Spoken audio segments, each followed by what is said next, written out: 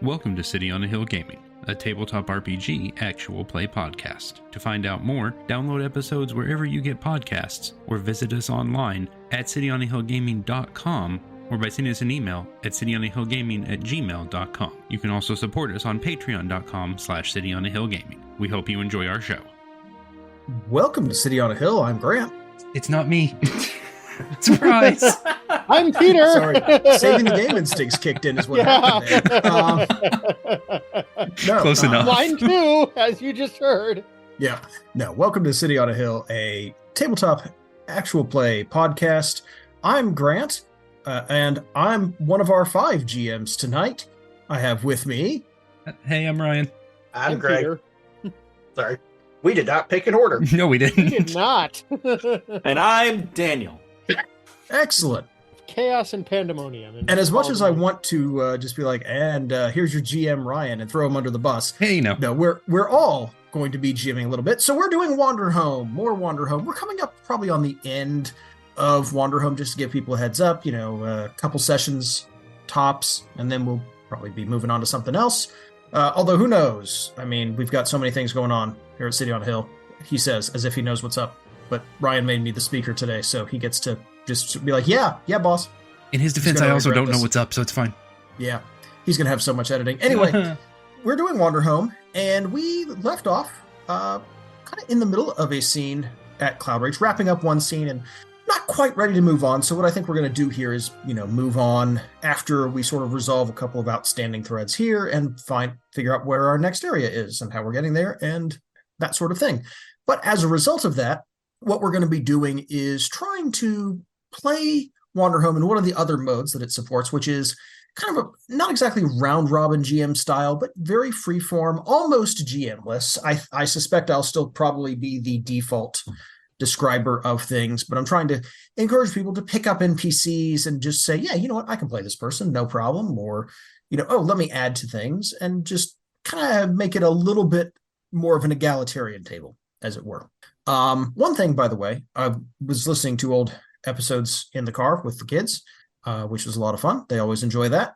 We are not using a lot of the default moves that we have on our sheet. So just a reminder to everybody, there are certain things that you can always do, right? And we do have a token economy in this game. You get tokens and spend tokens. So make sure that you get tokens and spend tokens, because that's fun. And you get to take over the narrative and do things that way. That's it. So when we last left off, we were in Cloud Reach. We had finished up dinner, and Lizette, your host, whose farm you were staying at, had a somewhat terse and tense conversation with Bria Splittail, mostly about the ruins of a revolutionary outpost that Cloud Reach has.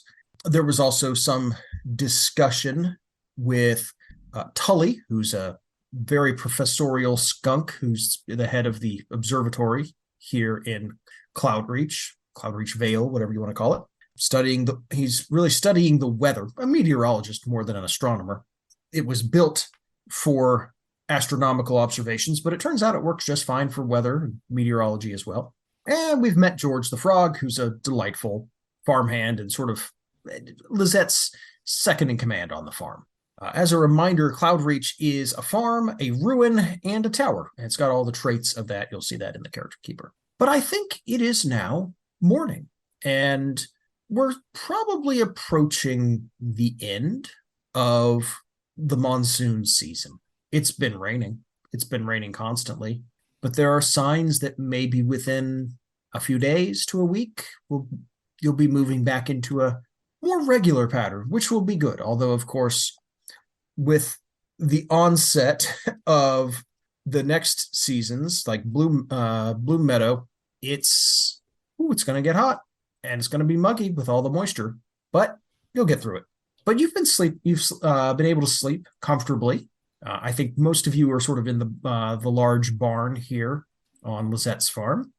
Certainly the beetle that Archibald has as his pack animal has been made very comfortable and cleaned of mud, which he greatly appreciates. Even got it out of the joints, which Not moving easy. around a little more nimbly now. It's fantastic. But a couple of you have places to go, people to meet, and emotions to feel. So let's begin. Greg, do we want to start with Pebble promising to meet someone? Yes, I unfortunately do not remember who it was. It was the curmudgeon guy. I do not remember his name.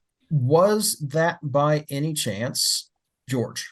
It might have been the 'Cause I curmudgeon remember- guy who just kind of wandered off alone at the end of the night to go home. Yeah, that was George. Okay, then yes, Yeah, it I'm was not even George. sure he's curmudgeon-y. I think he just wanted to go sleep. Which, from Pebble's perspective, Potato, is certainly the potato. behavior of a curmudgeon. He did not want to stay and play. Well, George is, I'm sure, hard at work early in the morning. And he did say he would see me in the morning, so maybe Sure did. now he'll listen to me. Great. Yeah, go track him down. Awesome. Grant, Remind you us. want me to take George? Sure, absolutely. Have fun with it. All right. Pebble kind of waddles over there a little bit. Okay, George, Hello. are you ready to see it now? I said I would see you in the morning. He looks up at the sky. It's morning. So, yes, I guess I'm ready. Raise up a little flapper wing thing. I know they're technically wings on a penguin, but they're more like flippers. Are they technically wings? It's a bird. Yeah, minor details. He kind of, cocks his head and looks at you. That's your This arm. Daniel's face. Yes, come. Okay. He follows along. Take him over to the rest of the group. He's kind of glancing back at the field like, this better not take too long. I got stuff to do. Yeah, But take him to Good news, Birdie Archibald, follows you. Marion, and Bria. I don't remember all your names. Luckily, they're all written down on the notes. There's a slightly confused looking frog. See, you don't need to be alone. Even if you don't have family, you can get family. I was just working by myself in the field. It's a one-person job. Yes, He kind of rivets today. deep in his throat. Yes, today, but last night you weren't working and you still looked sad. I understand sad while you're working, but not sad when you're with others. He kind of gives you a quizzical look like, you're reading a lot into a busy day at work. Even when you're busy, you should be happy with family. George kind of looks apologetically at the group like, can somebody else help me out here? Pebble, there are certain kinds of people in this world who enjoy solitude. Do you know what solitude means? Is it like a card game? Yes, a little. In a way. But George also, is kind of like inching not at towards all. the exit while Pebble is distracted. But also not at all. Some people they appreciate the value of good, honest work, and they like being alone with their thoughts. And some people really don't like talking. George gets a foot out the door. Other Very slowly. People. Marion's just gonna like George gets the nod other foot out the door. direction. And then think- he's a frog. He leaps. I think what Marion is trying to say is that sometimes it's okay to want to be alone. But that's boring. There's nobody to talk to then. Some people enjoy their own thoughts by themselves. You should But- practice that. It's But good who do for you tell those thoughts to then? Yourself. I already know them. Well, It's then never tell them stopped in most a, of us. Then tell them in a new way. I'll just tell you. Okay. Bria will walk over to Pebble, pat him on the head. Sweetheart, it's good that you are caring, and it is good that you are worried about people. But sometimes people truly do just need to be alone. It isn't always a bad thing. Yeah, I could not remember George's name, but I remembered everything I wanted to tell him. Excellent. That's what matters. George is now like doing his field work with terrible intensity and a palpable sign of relief. Yeah. Like, that was so awkward. Just reminds me Small of people. riding in the car alone with my dad, and he goes, I think I might be one of them introverts. Very good. You all right? I am going to suggest that Greg get a token for speaking his true feelings on a subject, or having Pebble do that. And for persistence. Yeah. Do you get tokens for inconveniencing other characters? No, only yourself. That's the first one on the list. Oh. Oh, George bless the him. Frog has never been so grateful for his rake and his bucket in his entire life. Good old bucket. A Trusty new bucket. appreciation for work. Indeed. Well, do we think we're done there? Bucket doesn't put me in awkward social situations. Bucket just holds what I put in it. No Definitely. complaints, no weird questions, no awkwardness. It Wait, just does bucket things all Bucket day doesn't long ask without why. complaint. Yeah. But if a bucket did put you in awkward social situations, would that be beyond the pale? Long road, but you got there. I'm proud of you. All right. All right. Shall we move on from what this scene? is- Yeah. I don't know. Yes, Can let's. Daniel be Bucket contained? talk. No, but we accept Put them in the that. bucket. We love him for that. His All right. uncontainability. Yeah. Ryan, Lizette asked Bria to, as you guys were heading out or doing whatever was around on the day, to stop by and talk to folks at the top of the hill. Yes. Oh, that's right. I have to do two different things. Okay. Yes. Bria will look at Archibald and Marion. I need to see some people. Will you two watch him? Sure. Pebble? Yes, please. Okay. You did so good earlier, Marion. Archibald reaches into this big container on the back of the Beetle, which is definitely got a spring in all 6 of its steps now, and rummages around, and he's like, "I say, Pebble, come over here. I have something interesting to show you." Is He it pulls an out, acorn? No, he pulls out one of those little paddles with the rubber ball on the end of the no. elastic string. So many things are going to get broken. Awesome. There's a irregular thumping as Bria walks away. So You said we didn't have weapons in this game. that's true. Maybe not I did. physical not things that weapons. are intended to be weapons anyway. I would argue that's not true. Anything could be a weapon if you try hard enough. I didn't say this game was without trauma. Look at Pebble. So the other errand is showing the secret path that will get them to the ruins more quickly so that they don't have to wait for the rain to clear. Mm. So that they can go forage more Right. stone? I don't think you forage stone. I think you quarry stone. Well, in this case, you What he are said. sort of foraging because it's ruins that they are Taking using apart. as a quarry. You've already got all this pre-cut Oh. stone. Reclaiming, Yes. Yes. like barnwood. Upcycling. Yeah, I mean, honestly, and this is a hate that. long-standing tradition. You've already got pre-built stone. Nobody's using it. Might as well. It's where a lot of Roman roads disappeared to, for example. That's true. So Daniel, this is what you get from me working for almost 6 years for HGTV. And I'm going to say things like upcycling and pergola. I hate pergolas. excuse you. And sconces. Sconces are fine. I just hate pergolas. And escutcheons. So yeah, I'll start by going up the hill. Right. I think it sounds like it's a hard place to miss. Not really. It is quiet and it is relatively small. I mean, Oh, okay. this was not a highly populated True. place, and the rebellion's losses here were significant but not enormous. But this is also more of a family cemetery. Mm. And it's got a lovely view of the river and everything, and some trees have kind of grown up around it. So if you don't really know what's up here, It's just a hill. It's a thicket on a hill. Okay. Now, I interpreted what she was saying one way. Are these people who were with Bria in the rebellion or on the other side? I took it as other side. These were people who, well, you know what? I'm going to leave it to you. Okay. You know what? I actually prefer the opposite. I'm going to go with they were in the rebellion and she's upset about the loss, which is Okay. also reasonable. Yeah. Bria will go, and I think it's probably fairly obvious. I'm going to say there's some kind of marking on the stones to indicate those lost during that time for that reason. Perhaps an orchid? Sure. I like that. That's carved in, and also probably some that are planted up there in front of each one of those. Sounds good. Bria will she'll walk around until she has made her way through the whole thing and specifically identified each of those. I think actually, never mind. I'm going to go back to how I had started with it in my mind. It's going to be the opposite side of the conflict because I think that makes more sense for the discussion she and I were having. Sure. And she sits down for, I'm gonna say there's probably like a dozen of them up here.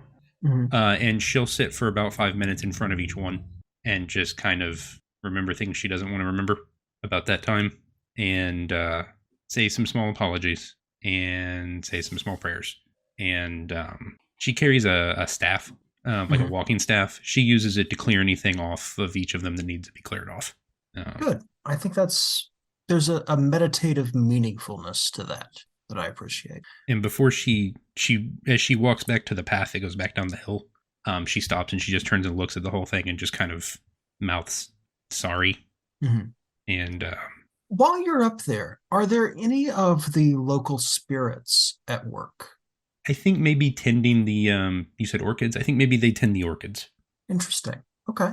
I stay out of their way Mhm. and let them do their job. And if they look like they're having a hard time moving anything, I will move it for them. We had them as little dung beetle spirits, kind of beetle spirits That's rolling right. Yeah. mud around. I think you see one of them trying to roll mud up the hill to make sure that the orchids planted around it are properly planted. Okay. I will help it move the mud. Cool. I like that. And I pet the dung beetle. Can you pet it? Sure. I pet the dung beetle. I mean, you know what? I'm going to say you can. These are there are so many little spirits around there. They have an element of tangibility, if not, persistence, if that makes sense. Yeah. So I'll kind of just pet the dung beetle briefly. After the mud is where it's supposed to be. Nice. And then I will go. You said Lizette. And then I will go find. I will go back to Lizette's house. She meets you about halfway down the path. Good morning. Good morning. Who is it that I should take across to the ruins? Well, myself, a couple others, if you're willing. When you are ready. I'm ready. So we gathered them up. Yeah. Unlike last night where she was very standoffish. Sure. She seems to have mellowed a bit. It's not clear whether she was watching you or not, but she's walking alongside you. Okay. She's not talking a lot, but she's not ignoring you. She's not adverse to discussion. She's just somewhat quiet. Okay. You've gotten that impression. As a general rule, she is a quiet person. Sure. I will walk them out of town about a mile, maybe, to a place where most of the area between the ruins and the road into the city is just like, looks like it's pretty clearly water. I mean, there's obviously, it's like swampy. There's like ferns growing out of it and stuff. And I get to a certain point and I spend about 5 minutes kind of poking around with my staff until I hit something solid. And I step out, because the water, I imagine, is probably, if it wasn't at least several feet deep, it wouldn't be a problem for them. Yeah. Realistically. And once I tap the right thing, I just kind of start walking across what looks like I'm still just walking through the reeds and stuff. And I walk 3 or 4 steps into where I'm just kind of standing partway across, and I look back at them and I was like, this way. All right. We found this path years ago. It's not obvious because of the reeds and such, but it goes all the way across. She nods and motions to the others. One of the others has some rocks, and they start tying basically little floating patches of reed to them to sort of mark the path along the way. It's not exactly perfect, but he, as he's tying it, he sort of apologetically says, "We'll come back and mark it more properly later." But is no problem. Is not wide enough for you to take carts across, but it'll at least allow you to go back and forth during the heavy months. Sure. Well, we can probably float a basket or two, while we walk a basket across. It floats. Should be all right. The path is obvious to them at this point, but Bria makes a point of going all the way across to where she can see the ruins. And it looks like she's going, but she stops at some point right on the other side and just kind of stares at it for a few minutes. Doesn't say anything. Because it's obvious to them that from this point, they can see where they're going. Yeah. Lizette catches your eye and gives you what you can only interpret as a "you okay" kind of look, looking at the ruins, looking back at you. I always tell myself yes. It does not make it true. These things don't go away as much as we would like them to. War does that. She sort of nods, shrugs, looks back at the path behind you. Sometimes it gets repurposed. That much we can hope for. Upcycling. Upcycling. Is there anything else y'all want to do while you're in Cloudreach? Do we, I Is suppose this there- is a group question, do we carry enough of like everyday things, or do we need to restock things in Peter's caravan? I mean, Archibald is constantly like trading stuff for other stuff wherever you guys go. So presumably rations aren't a problem. Rations are not a problem. No. Again, there's Okay. a culture of hospitality for travelers. True. A day or two's work is certainly welcome. People are sort of, depending on where you stop, usually expected to chip in a little bit, but not significantly. They don't expect you to know everything. It's not where it's like, oh, you're doing it wrong. It's like, oh yeah, if you're, that's appreciated. Oh, that's helpful. Honestly, giving them a path across kind of counts, Oh, right? sure. That sort of thing. It's like, oh, this is something you've done that made our lives easier. That's a help. Thank you. You'll get some basic rations. It's not something to worry about necessarily, unless you Okay. want to make the acquisition of those things part of a scene, right? There's nothing mechanical about it. It's just, is that like, oh, I'm talking with somebody, getting things. That's a good excuse to have a scene with someone or something like that, right? I will say, like with Archibald specifically, he really does not care that much about like eating the same thing consistently. So you will, if he's managing like the food supply, you will have like this constantly rotating menu of whatever he was able to pick up a bunch of in the previous towns. Sure. Mhm. And he's utterly fine with that. Like, that's just kind of how he rolls. Fair enough. So the only thing that I would prefer to do is once perhaps Bria gets back. Yeah. So Marion is no longer on Babysitting. yes, stoic babysitting duty. Marion will perhaps go out into the fields with the George. George. George. Yep. Yeah, with George to maybe pitch in a hand to make up for any lost time in the fields for this distraction. George sort of brushes it off. It's whatever. Kids are kids. I was a hellion back in my day. Well, I mean, we all want to, also just be good examples. But I've been a while since I've just done good labor out in a field, so I won't begrudge you that. There's something satisfying. It always is every day. Mm-hmm. So yeah, I mean, since Marion's a caribou or whatever, I mean, you could hook up a plow harness to him, and Well, they have bumbles and beetles for that, but oh yeah, well then hauling is always welcome, right? I love lifting things. Yeah. George is like, the rocks are over there.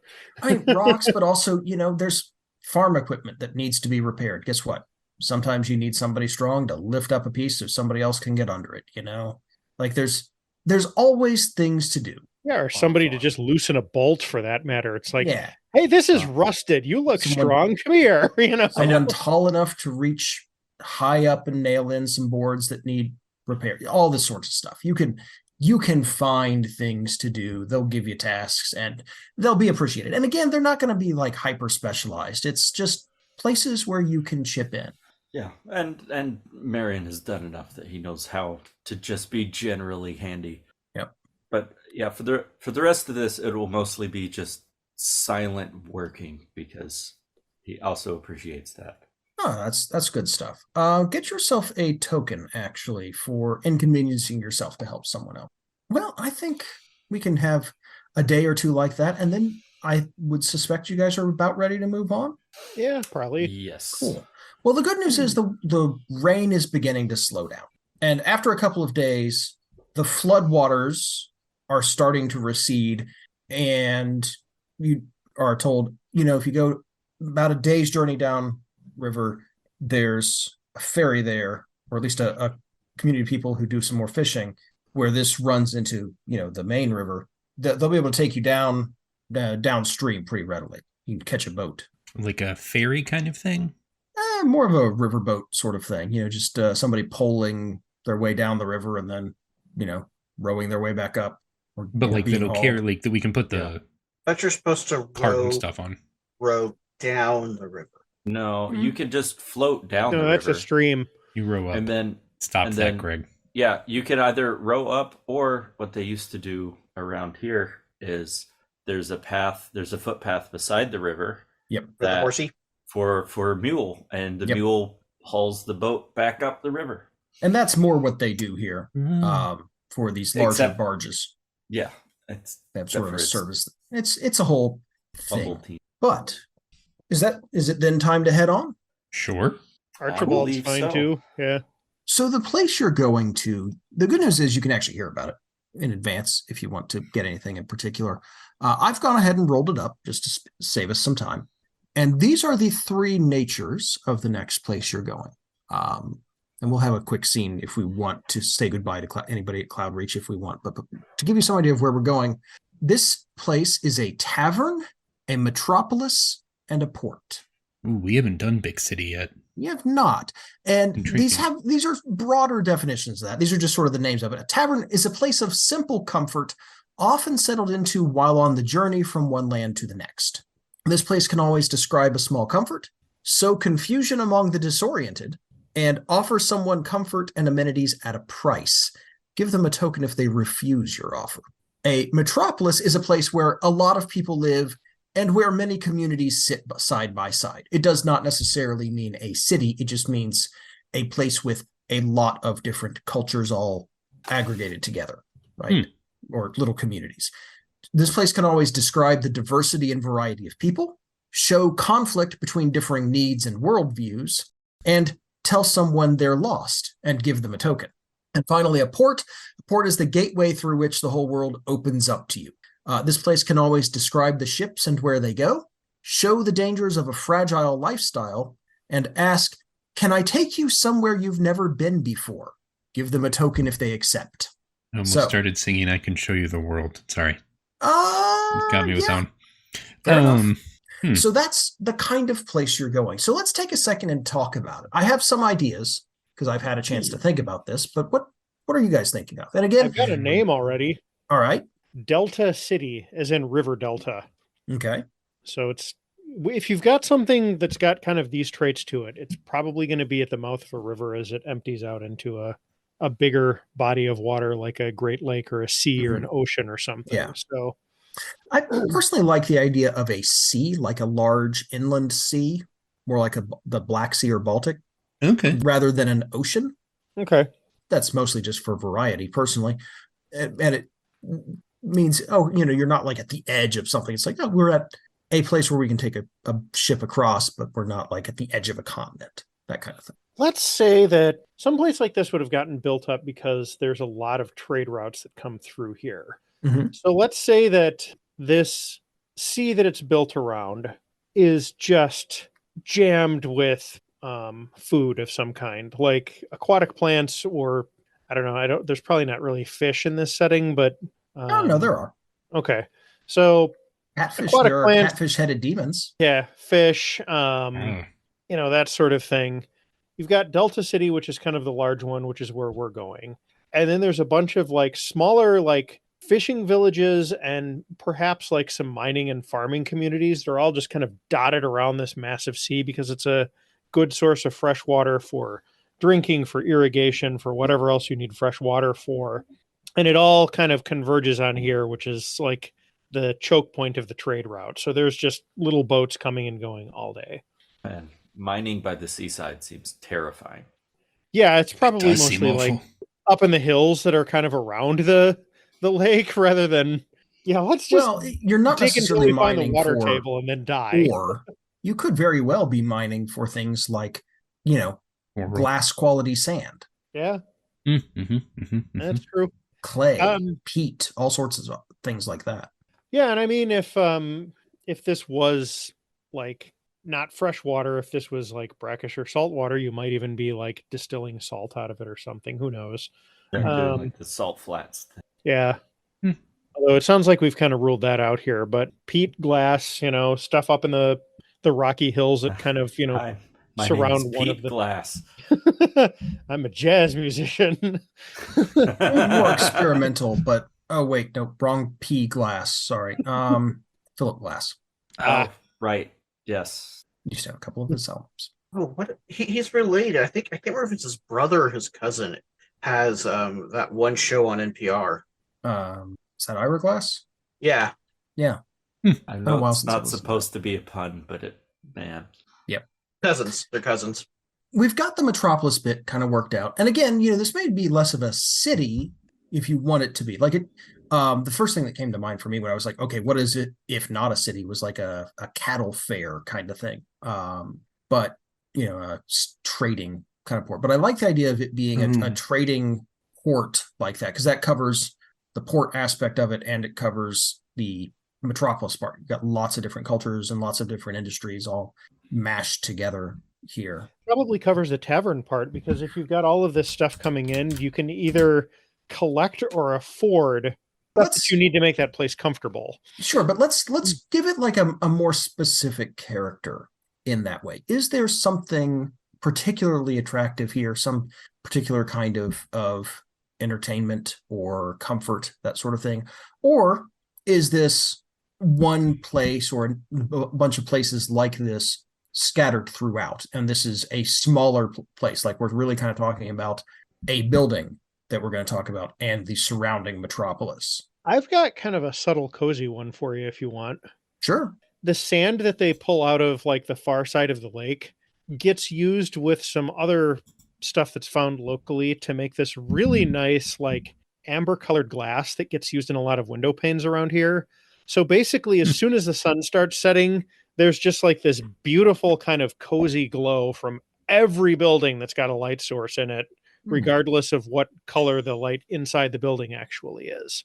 I do like that aesthetically. I think something that might play into like the tavern sensibilities. The idea I had was anytime that you have like a port like this and you have this big opportunity of mixing of cultures, usually there's a nice burgeoning like music scene. So I would think of like, you could think Chicago or New Orleans, like these places that have a place where music is born because mixed here. I think that really, I think, lends itself to a tavern kind of culture. So that's where live music gets played, right? That kind of cultural exchange is also amazing for food. Yes, food, just art in general, food, culinary arts, regular art, regular art. The phrase Delta City leans into sort of that New Orleans almost style. It really does, and I like that. Do we want to sort of focus on the music aspect of it? And, the other things that follow along are certainly present, but we sort of talk about the music aspect of it here just to give it a change of pace? I'm down. I think Daniel's idea there is a good one, because music is the sort of thing that you can interact with more. So right. Yeah, I think that's a good choice. Sweet. Anything you want to do then, as or before you leave Cloudreach? Maybe as you leave Cloudreach, any goodbyes, any last I won't stop at the house, but I'll make sure I make eye contact with Lizette, and I'll just smile and nod as we walk out. She gives you a pleasant nod back, glances back up at that hill, and it's hard to read, but that sort of gives a come on back anytime kind of vibe of, you're okay. Yeah. Kind of thing. Certainly they're not hustling you out the door. Right. Right. Second, very kind. I bow. Sure. She sort of waves that off and then waves at all of you and heads back in. As you all sort of head out, you can get a couple of waves from the farmhands you've gotten to know. George in particular waves at you, kind of comes down to the fence and says George is hiding. Oh, no, George is friendly enough to come say his goodbyes. Thanks for listening to City on the Hill Gaming. If you'd like to know more, find us online at cityonthehillgaming.com or by sending us an email at cityonthehillgaming@gmail.com. You can follow us on Twitter at cityonthehillgame or find us online at patreon.com/cityonthehillgaming. Thanks as always to our Patreon backers, Grizzly Rich, Bryan, Sir Lord Epic Name, Andrew, Christina, and Tony. We really thank you guys for everything you do to support the show, and we truly appreciate you. Thanks for listening, and have a blessed day. The time of the sound check is upon us. Greg, who's eating. Bad timing. My bad. All right. You want me to go? Grant. How can you tell the legend from the fact on these worlds that lie so many years away? Planets without names, called by their people simply the world. Planets without history, where the past is the matter of myth. and a returning explorer finds his own doings of a few years back have become the gestures of a god. Unreason darkens that gap of time bridged by our light-speed ships, and in the darkness uncertainty and disproportion grow like weeds. In trying to tell the story of a man, an ordinary League scientist, who went to such a nameless, half-known world not many years ago, one feels like an archaeologist amid millennial ruins, now struggling through choked tangles of leaf, flower, branch, and vine, to the sudden bright geometry of a wheel or a polished cornerstone, and now entering some commonplace sunlit doorway to find inside it the darkness, the impossible flicker of a flame, the glitter of a jewel, the half-glimpsed movement of a woman's arm. How can you tell fact from legend, truth from truth? KS? That What that is that from? Yes. That is the prologue to Rocannon's World by Ursula K. Le Guin. Huh. Okay, now Greg. Interesting. Now Greg. Very interesting. What do you get when you cut the ear off of an owlbear? An alb. Oh, What did the owlbear say to the rogue? Nothing. Owlbears don't talk. What does a fighter say when he's in a bad mood? Leave me alone. What do you get if you boil a bard? A scald. I like that one. Wait. That one's very good. I actually don't get that one. Norse singers of poems were called skalds. Scalds. Okay. Got it. SKALD. Cameron, I'm so sorry. I could have prepared you for that if I had known. I adore that. Woof. I don't normally have to put a tag on the front of our podcast. The dragon. that's a dragon the, walks into a bar. Yeah, that's by the System Mastery guys. Yeah, Oh. they actually have some like roll for stuff in here still too. Yeah, I got my wife as a Christmas present their coloring book, which is a really well done coloring book that is also a runnable module. Oh, All that's of their books are interesting. really well done. I'm fascinated.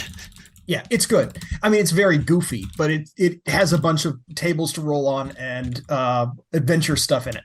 Something from the System Mastery guys is goofy. Gee, what a revelation. Yeah, I know, would never strange, right? expect that. 300 puns, one-liners, and classic jokes dedicated to the fun of RPGs. Good for Love it. them. Daniel.